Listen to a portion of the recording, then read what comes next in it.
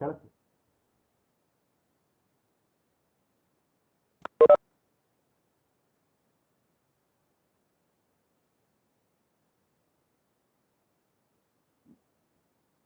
So the screen is visible. Hello, is the screen visible? No, sir.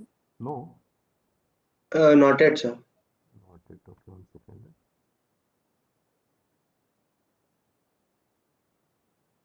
Now, Yes, sir.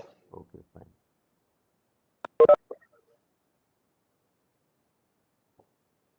Okay, so we have started with this security. So, so these things we have seen. Now countermeasures we were looking at the that is encryption, right? So this substitution cipher we have already seen. Substitution cipher in the sense it is one of the encryption techniques wherein so every letter in the plain text so it is replaced by some other letter. Okay.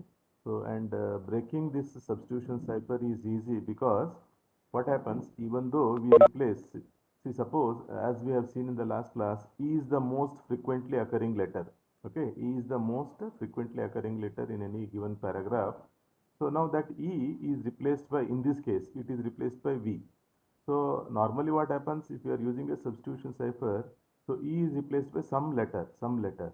So the frequency of that letter will be more. So then naturally what cryptanalyst will do, he will replace that frequently occurring letter in the cipher text by E.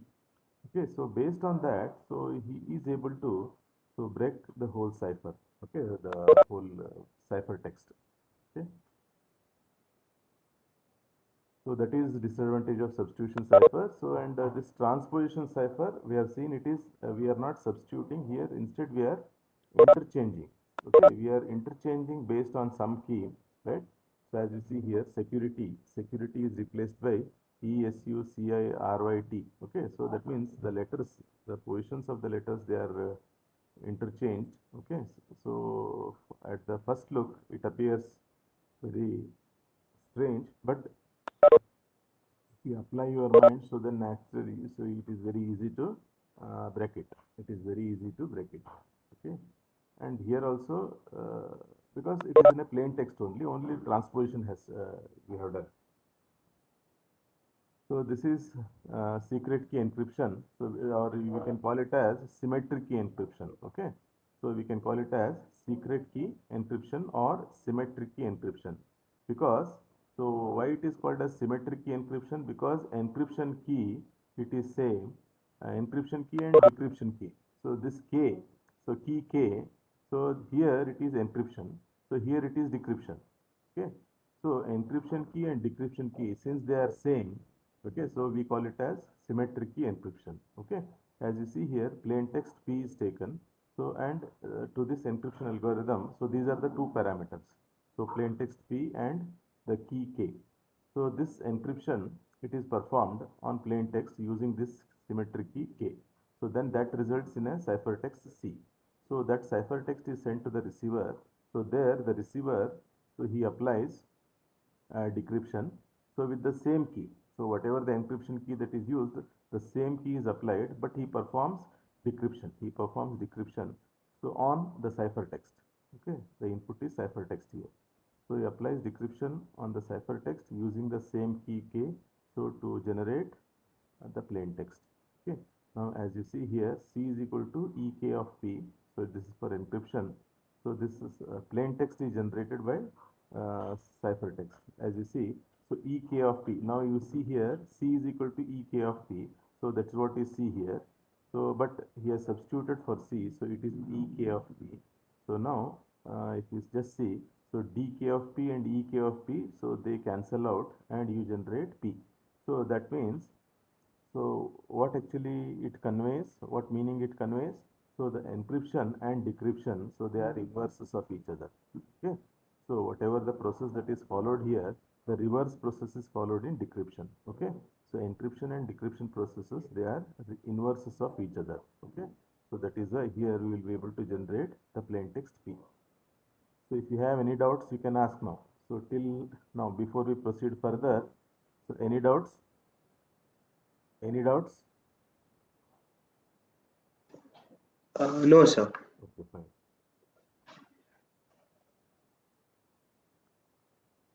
Now these are the qualities of good cipher, because normally it is not our intention to keep the encryption algorithm secret, because so we normally will be using so standard encryption algorithms, so for the sake of what you can say some standardization, okay, so interoperability or whatever you say. So for adopting some standards we'll be using standard encryption algorithms. Now you might have seen, right? So your WhatsApp messages, they are said to be end-to-end encryption. So what actually you mean by that? So at your side, it is encrypted. Okay. So that means whenever you are sending, so there at the receiving end, it is decrypted and it is shown to your friend. Okay. That is what is end-to-end encryption. In the sense, in midway, that message is not opened anywhere. Okay. So from your end, so it is encrypted. Only at your friend's end, receiver's end, it is decrypted. Okay.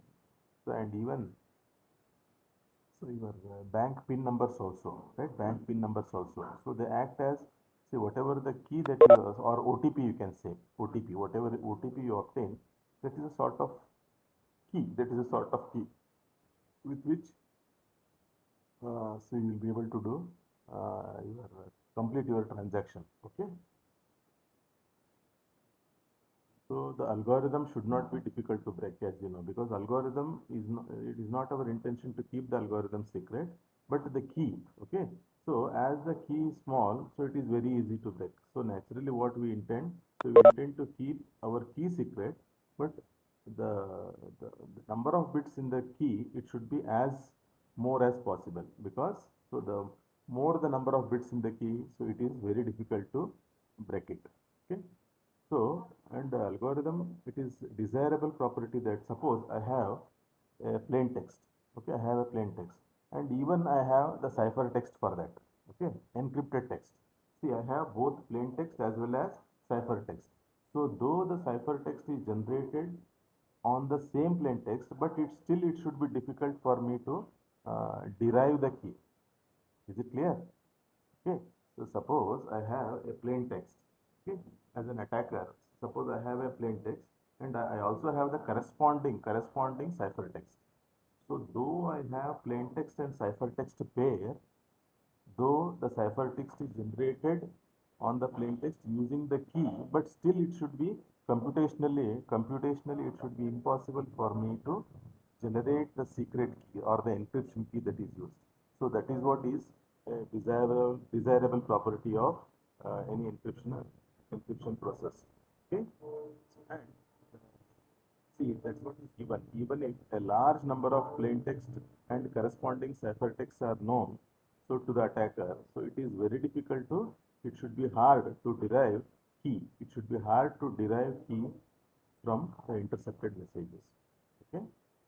So, and these are the some standard secret key or symmetric key algorithms. One is data encryption standard, that is DES.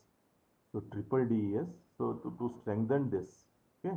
So here we use only one key. So here triple DES means, so we perform encryption, decryption, and again encryption. So that is why it is three times encryption it is done. So that is why it is called as triple DES.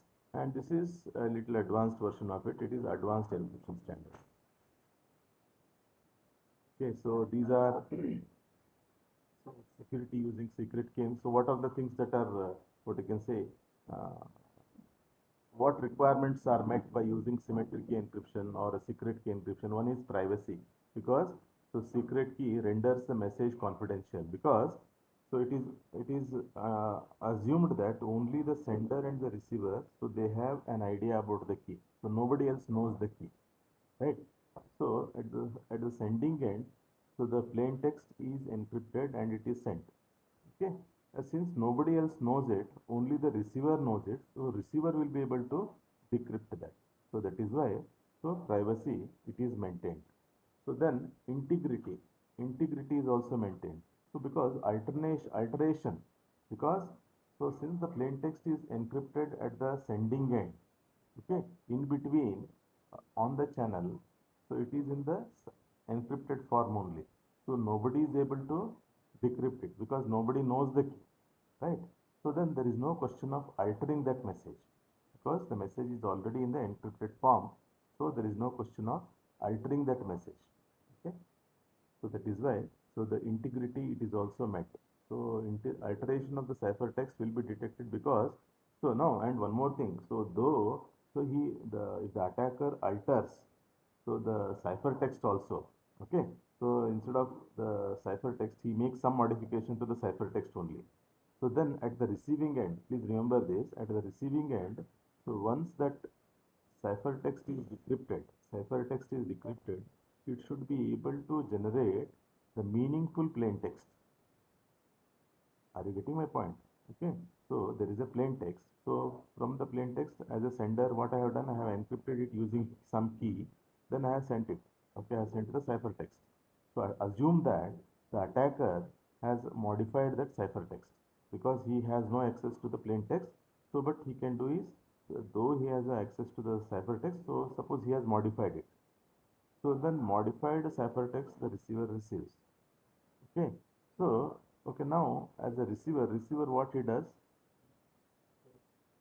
Hello, am I audible?